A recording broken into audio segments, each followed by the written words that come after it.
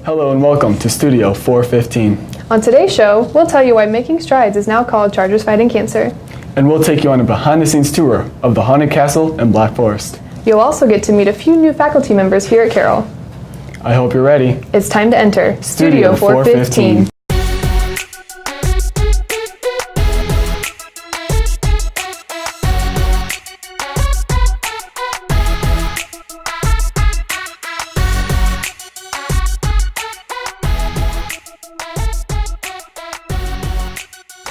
Welcome to Studio 415. I'm Tess Plazic. And I'm Johnny Becker. October is Breast Cancer Awareness Month, and at one club at Carroll is striving to make a difference, but breast cancer is no longer the only focus.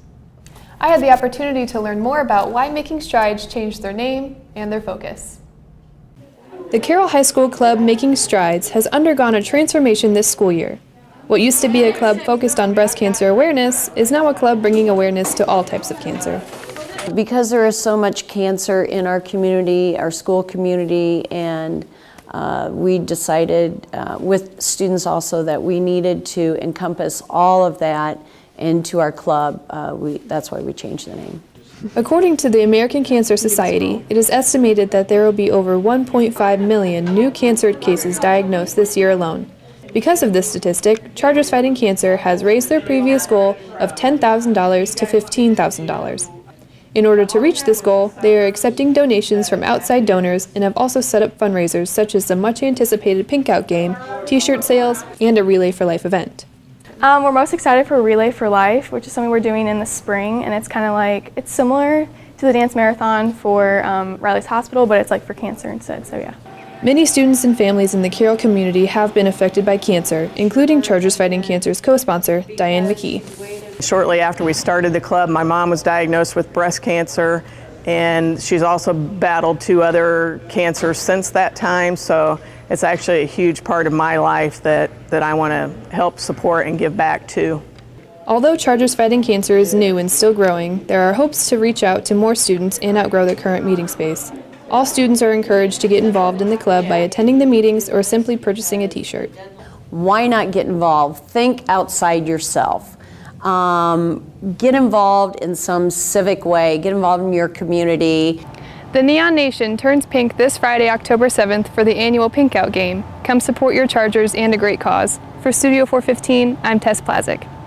St. Vincent's Boy Scouts have a long tradition of operating the Haunted Castle in Fort Wayne. But the local attraction has more to offer the Scouts than just income. Studio 415 reporter Will Wiggy joins us now to explain. The Haunted Castle in Black Forest have helped the St. Vincent's Boy Scouts build many things, including memories. The Haunted Castle began in 1980. It was later torn down and rebuilt right across the street in 2007. Since then, the castle and forest have stood strong in the building they are in today.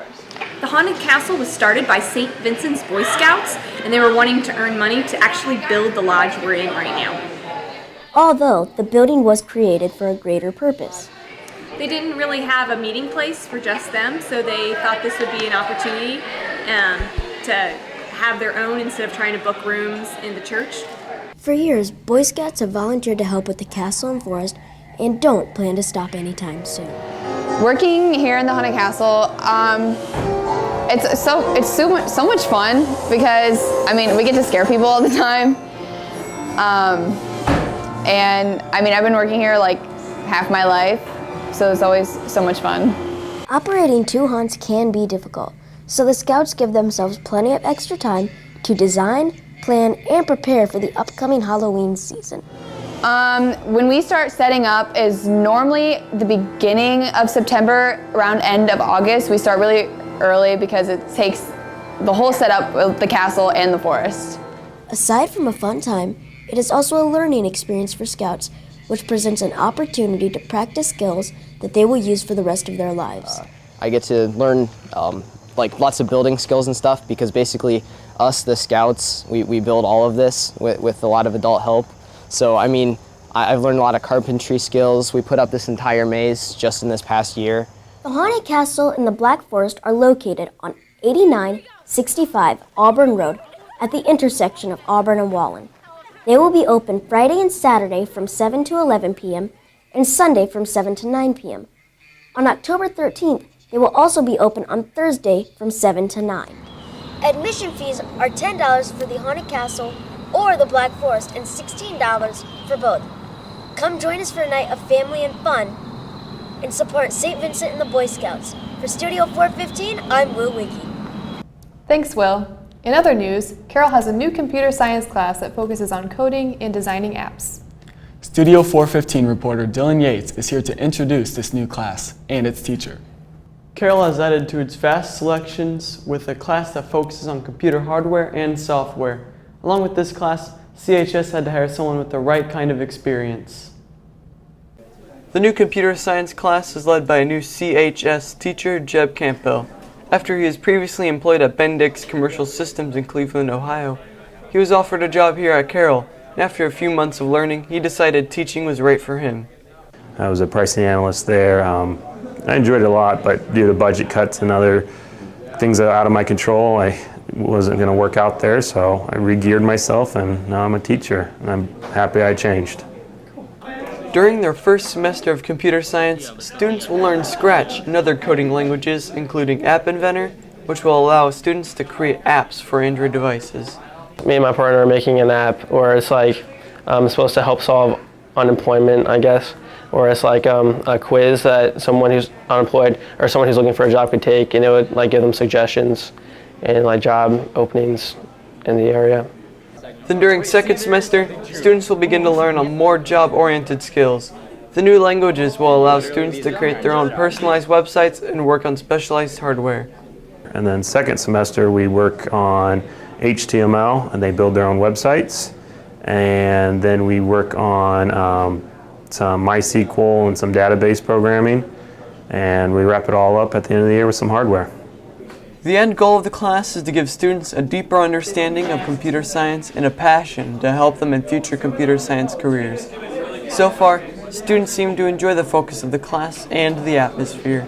I definitely enjoy the teacher. Mr. Campbell's really awesome. He's really laid back, but we still learn a ton of stuff in his class.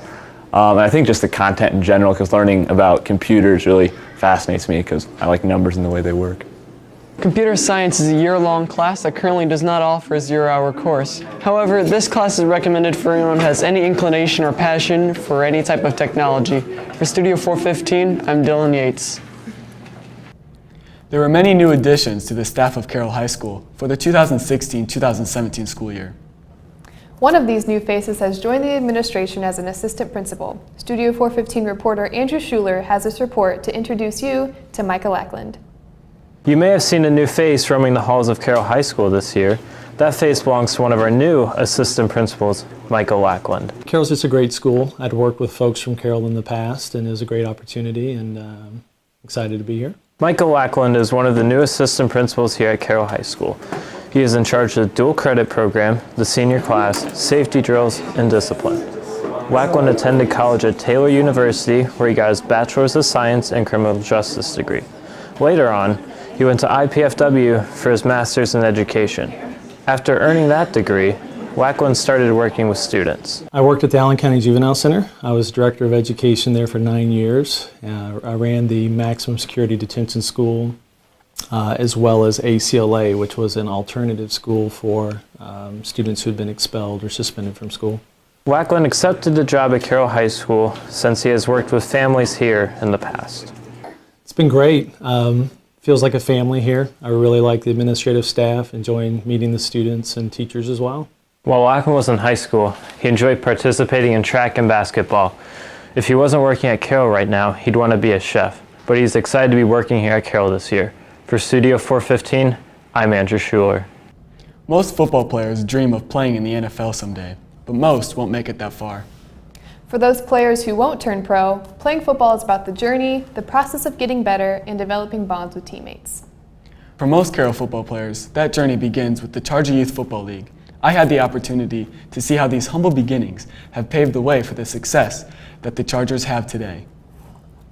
Waking up on Saturday mornings and having your parents dress you up in your pads and just going out there and having fun with all your friends. Jordan Schmeling is a member of the Carroll High School football team. He started his football career in the Charger Youth Football League. This league was formerly known as HAP. The Charger Youth Football League is a program available for kids that live in the NACS district. The league is dedicated to teaching young athletes the fundamentals of football. Well, first it gets the basics. You know, they learn how to stance, they learn things like teamwork, fundamentals of tackling. Many of the Carroll football team players participated in the Charger Youth Football League starting in 3rd grade and ending in 6th grade. The players that participated all agree that much of their on-field success was due to the Youth Football League. But the young participants learned much more than just football. Well, the biggest thing is teamwork. They realize there's 11 guys on the field and everybody counts. Though the players are now in high school, the Charger Youth Football League has left some lasting relationships. Yeah, I played against with guys like Ian Miller, Connor Call, just a bunch of people that are on the team now for Carroll. Many of the players believe that there are still rivalries between them and their former opponents. The most common rivalry identified was the Green Titans versus the Purple Storm. Behind me is where many Carroll football players started their football journey. And as years go by, Charger Youth Football League will continue to create the Chargers of tomorrow. From Studio 415, I'm Johnny Becker. Thanks for joining us today. If you have any story ideas that you would like to see covered, mention them to any of the students in the credits, or Mr. Johnston. For all of us here at Studio 415, have a great week, Carroll.